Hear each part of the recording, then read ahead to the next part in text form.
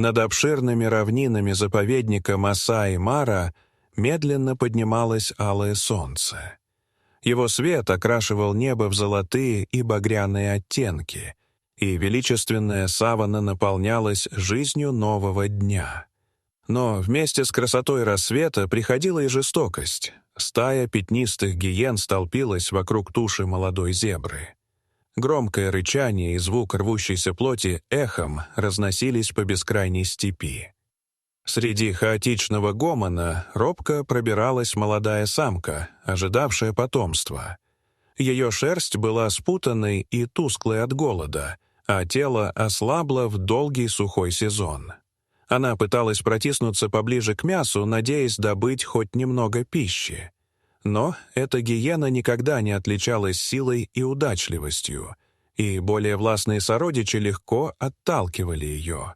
Все, что ей доставалось, лишь остатки, которые другие презрительно бросали. Засуха привела к нехватке еды, и каждая схватка у туши становилась отчаянной борьбой за выживание. Когда самка решилась протянуть пасть к сочному куску мяса, вперед бросилась вожак стаи, взрослая самка по имени Найма. С дикой яростью она вцепилась в плечо молодой, вонзая острые зубы глубоко в плоть. Боль пронзила все худое тело изгнанницы, и от мощного удара она рухнула на землю. Угрожающее рычание лидера ясно давало понять — сопротивляться нельзя. Остальные члены стаи равнодушно наблюдали за сценой. Для них это было естественным порядком вещей, частью суровых законов их вида. Израненная и обессиленная, самка была изгнана и лишена права вновь приближаться к пище. С трудом поднявшись, она покинула охотничьи угодья. Каждый шаг давался мучительно. Тяжелый живот с будущим детенышем отнимал силы, а кровь сочилась из раны на плече. Дни превращались в мучение. Ее скудный рацион составляли лишь жуки, редкие ящерицы и капли росы, найденные утром на траве. Одиночество и голод постепенно разрушали ее тело, но материнский инстинкт заставлял идти вперед.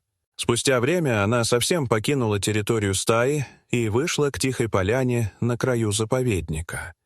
Здесь, вдали от других гиен, ее никто не атаковал. Но вместе с этим приходила и другая опасность — абсолютная нехватка пищи и угроза нападения хищников. Когда солнце клонилось к закату, она нашла укрытие в небольшом дупле в земле и стала расширять его лапами, готовя убежище для родов.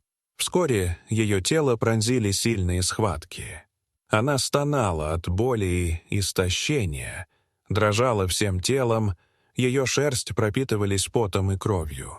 После долгих мучительных часов на свет появился маленький щенок, покрытый пленкой.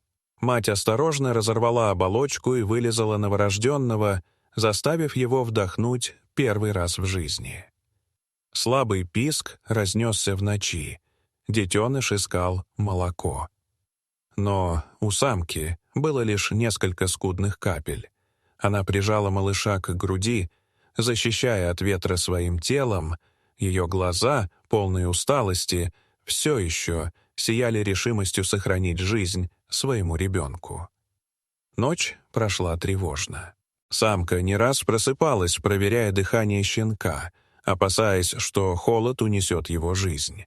На рассвете ее рана опухла и гноилась, двигаться стало почти невозможно. Пищи и воды по-прежнему не было, лишь редкие капли росы на листьях травы. Но она не оставляла малыша, прижимая его к себе и оберегая от любого шороха в кустах. Ее силы таяли. Глаза затуманивались усталостью. И вдруг издалека донесся непривычный звук — рев двигателя патрульного джипа. В нем ехал опытный рейнджер Даниэль Кавумба, охранник заповедника Масаи-Мара.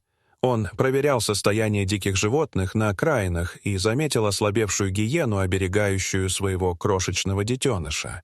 Сначала Даниэль остановился на расстоянии, чтобы не напугать животных, но, увидев, что мать едва стоит на лапах, он осторожно приблизился.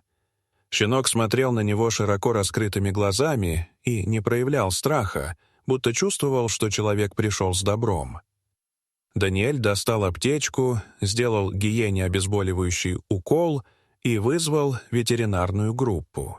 Когда прибыла команда спасателей, они аккуратно подняли израненную гиену на носилки и перенесли в машину. Даниэль держал детеныша на руках всю дорогу, постоянно проверяя дыхание и реакцию. В спасательном центре мать и щенка разместили в отдельной комнате, чтобы избежать риска заражения. Ветеринары тщательно обработали рану, сделали уколы антибиотиков и поставили капельницы для восстановления сил. Щенка начали кормить заменителем молока, насыщенным витаминами. Постепенно жизнь матери и ее ребенка начала возрождаться.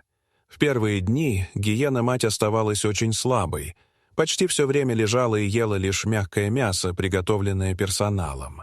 Зато ее детеныш крепчал, глаза раскрывались шире, лапки становились увереннее.